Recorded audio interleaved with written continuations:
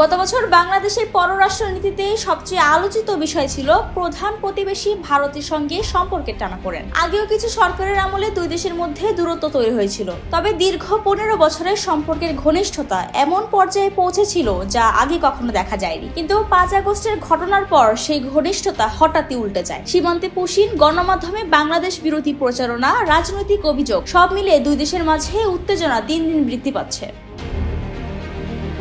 সীমান্তে প্রায় প্রতিদিন ভারত থেকে বাংলাদেশের লোক ঠেলে পাঠানো হচ্ছে, যা অতীতে দেখা যায়নি। বাংলাদেশের পক্ষ থেকে সবসময় পারস্পরিক সম্মান ও স্বার্থ রক্ষার ভিত্তিতে ইতিবাচক সম্পর্কের কথা বলা হলেও ভারতের ভূমিকা ইতিবাচক না থাকায় পরিস্থিতি ভিন্ন হয়ে ওঠে।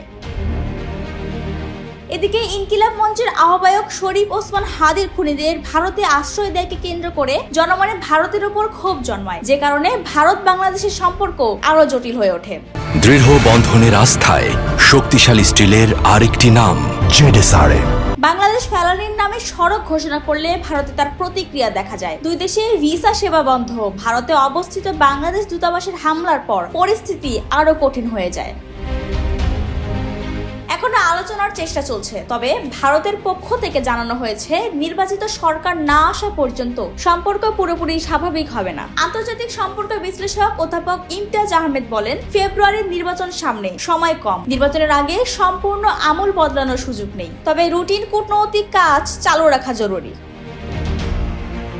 সংশ্লিষ্টরা মনে করছেন, নির্বাচনের আগে বড় কোনো অগ্রগতি না হলেও পরবর্তী নির্বাচিত সরকারই বাংলাদেশ ভারত সম্পর্ক স্বাভাবিক করার নতুন পথ তৈরি করতে পারে।